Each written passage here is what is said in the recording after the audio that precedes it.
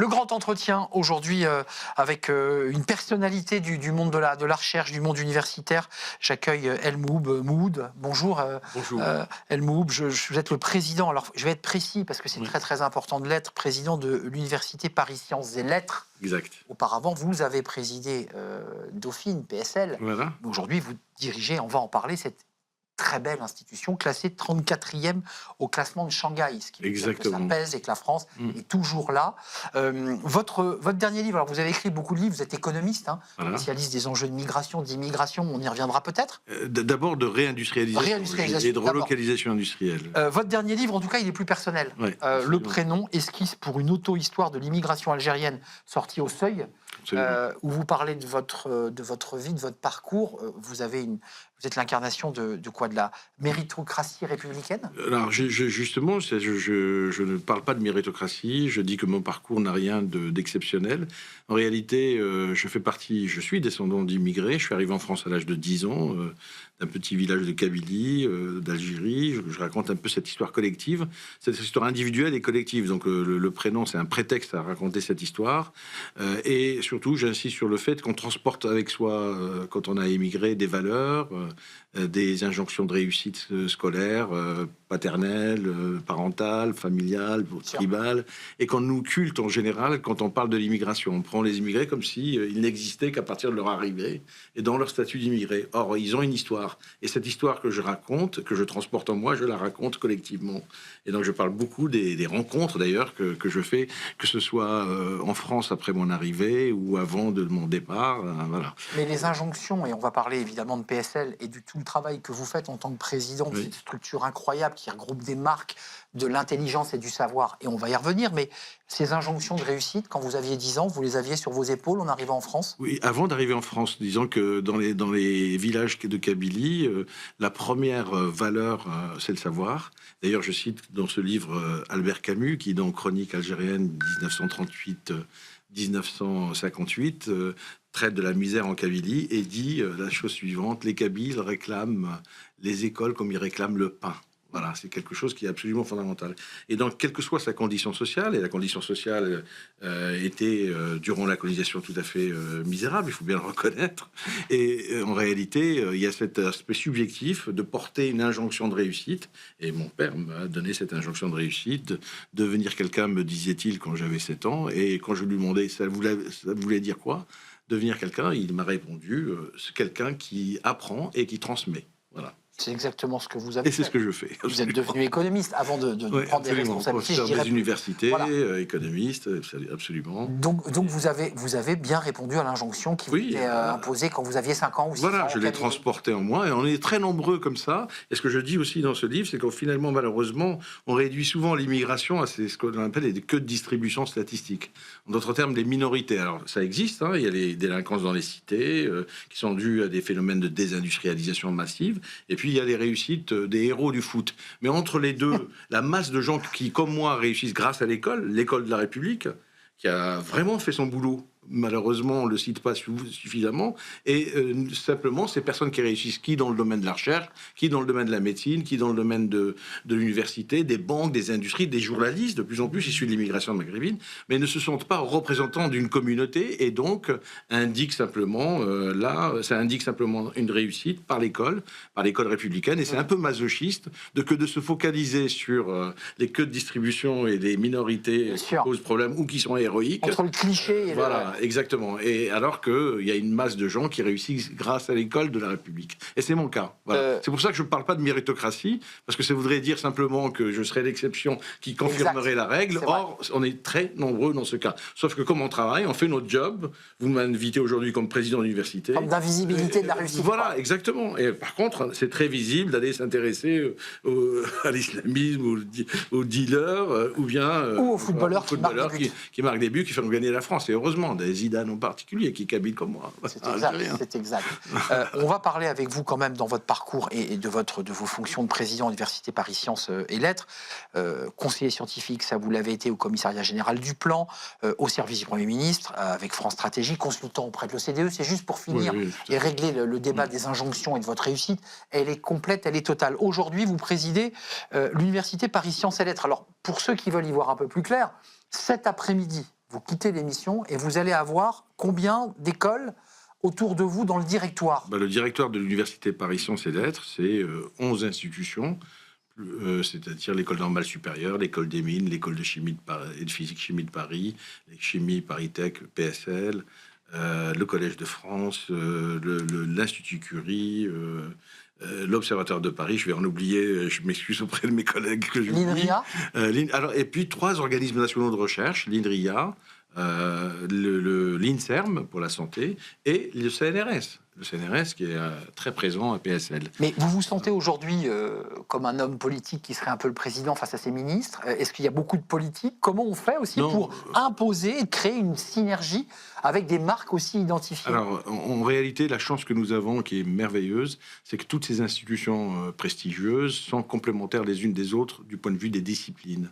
On a des écoles d'ingénieurs, des écoles d'art, des écoles généralistes comme l'ENS et Dauphine, de maths et de lettres, et évidemment, intelligence artificielle, c'est le premier cluster de France. Donc on a toutes ces compétences complémentaires, et donc on construit une université en coordonnant et en combinant les compétences. Donc on a 14 grands programmes de recherche qu'on finance au niveau de PSL. En transverse? En transverse, absolument. Par exemple, il y en a un qui s'appelle Terrae sur la transition écologique. Et nous sommes les seuls à réunir à la fois des chercheurs en physique-chimie, en biologie, dans les sciences dures, dans les mathématiques du climat, des ingénieurs des matériaux, sur les questions de biodiversité et de transition écologique, mais aussi les économistes de l'énergie, les sociologues, les politistes et les juristes du climat. Et tout ça dans un programme exactement, dans un programme de recherche qu'on appelle Terrae, qui est un héritier de ce qu'on appelait les LabEx, et que nous finançons en interne, sur appel à projet interne. Donc en fait, ça c'est les grands programmes de recherche, il y en a 14, et puis on a 18 programmes gradués qui sont tous portés par PSL, selon les compétences des établissements, du master au doctorat. Et on a aussi des formations spécifiques à PSL qui sont très innovantes, les CPES, on appelle ça les cycles pluridisciplinaires d'enseignement supérieur, où on a les maths et les lettres dès la première année. Et vous réussissez. Les lettres. J'entends évidemment votre engagement et ce que vous portez, parce qu'à travers ça, c'est la France dont il est question, son image dans le monde. Vous avez réussi à casser les murs, à décloisonner pour que tout le monde travaille ensemble. On voit parfois la difficulté qu'on met une entreprise.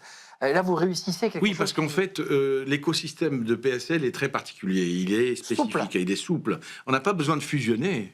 On n'a pas besoin qu'il y ait qu'une seule tête qui dépasse. Non, pas du tout. On a besoin de combiner des compétences et de faire jouer les désirs de travailler ensemble. Et c'est comme ça qu'on arrive, par exemple. Chef d'orchestre, en fait. Là. Voilà, exactement, si vous voulez. C'est une très bonne comparaison. Exactement. Vous avez chacun qui joue son instrument et vous essayez de les mettre en musique. Alors là, on vient de lancer la Paris School of Artificial Intelligence.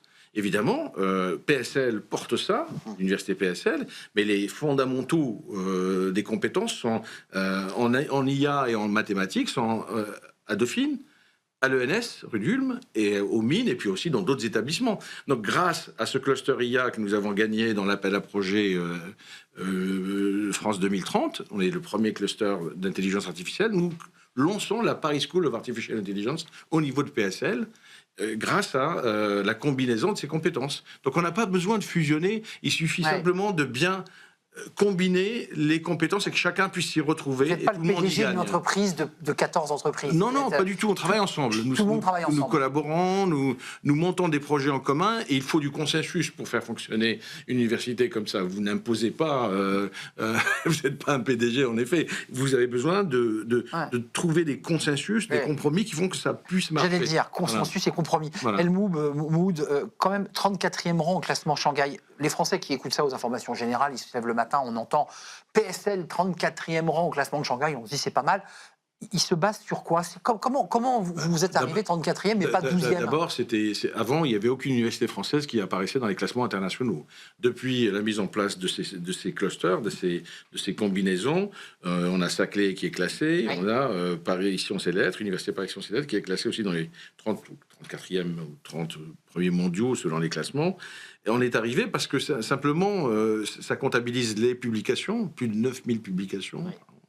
Les brevets déposés, on dépose 80 brevets par an à peu près au niveau de PSL, des startups créées, des prix Nobel, des médailles Fields, mais on a aussi la chance à PSL de ne pas avoir que des prix Nobel et des médailles Fields, on a aussi des Césars et des Molières puisqu'on a nos écoles d'art. Exact. Et on est en train de construire aussi la Paris School of Arts pour réunir toutes les écoles d'art autour d'un programme international, un bachelor international en art, et ensuite de faire jouer l'interdisciplinarité, la bidisciplinarité. Par exemple, on peut très bien venir à PSL choisir la Paris School of Arts en architecture. Mais prendre de l'IA aussi. Et prendre aussi... Exactement, évidemment. la major IA. Et c'est ça qui est génial. C'est ces bidisciplinarités. Ça répond à la fois aux aspirations des étudiants qui aujourd'hui sont habitués à vouloir garder 2 cordes ou 3 cordes à leur arc. Exact. Et un niveau de profondeur. Un peu à l'américaine, finalement, on va pouvoir oui, mais construire. À la française, je dirais, parce qu'en expertise, on dilue pas les compétences. Ouais, on les sûr. combine. C'est pour ça que je parle de bidisciplinarité. Sur la méthodologie à l'américaine, voilà, et à la française dans le contenu. Et dans le contenu très, très, très profond.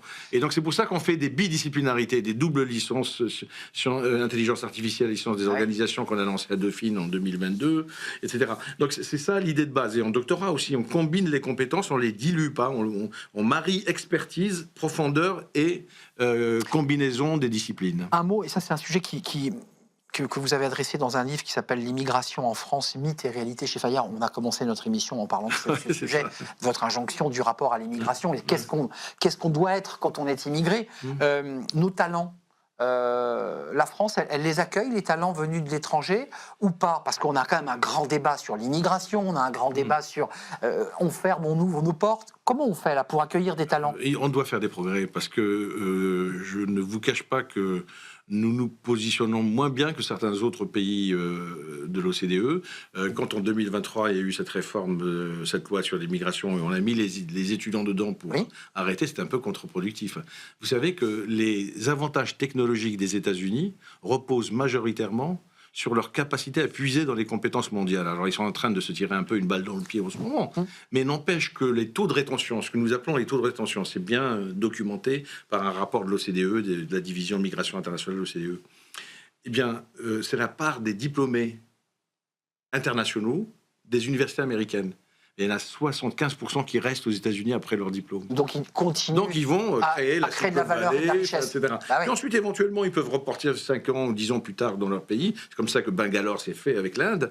Et nous avons un taux de rétention de 40%. Donc, on a encore des problématiques d'attractivité. On ne sait pas garder les talents. On a des problématiques d'écart salariaux, pas seulement pour les internationaux, mais pour nos enseignants-chercheurs nous-mêmes, de 1 à 4 quand même, les écarts. Hein. Donc, on ne va pas tenir très longtemps si on ne fait pas des efforts pour donner le meilleur salaire à nos enseignants-chercheurs. Le climat n'est pas propice à ça quand même en ce moment. Alors, le climat n'est pas propice à ça. Il se trouve que effectivement, on n'est pas en train de faire en sorte que l'investissement dans l'université et l'enseignement supérieur de la recherche soit une priorité, malheureusement. Ça l'a été quand même. Il y a eu la loi de programmation de la recherche. Oui. Et j'espère qu'on ne va pas la tirer en plein vol, parce que ça marche bien, cette loi de programmation de la recherche. On a créé des chaires de professeurs juniors, on a fait un certain nombre de progrès considérables, financés, donc les IDEX, les initiatives d'excellence comme la nôtre, comme notre institution, etc. Et si on tire en plein vol toutes ces évolutions positives, avec une loi de programmation, eh bien, on va être contre-productif, parce que l'université, l'enseignement supérieur et la recherche, c'est pas que de l'excellence pour soi. C'est ce que je dis, c'est de l'excellence ouverte à PSL. 80 brevets déposés, des startups ouvertes, cotées en bourse aujourd'hui. C'est aussi la compétitivité de la France. C'est bien de vous entendre, parce que dans un pays où il y a un peu de French bashing, où rien ne marche et rien ne fonctionne, quand je vous entends, je me dis, il se passe des trucs quand même pas mal en France. Je vous en parlais tout à l'heure à propos de l'immigration et le masochisme qui consiste à regarder uniquement les queues de distribution et pas ce qui fonctionne, et à affecter à l'école tous les mots, alors qu'en fait, les problèmes ne sont pas dus à l'école, mais à la désindustrialisation dans les quartiers, qui ont laissé des quartiers déshérités, et aux échecs des politiques structurelles, aménagement du territoire, logement, etc.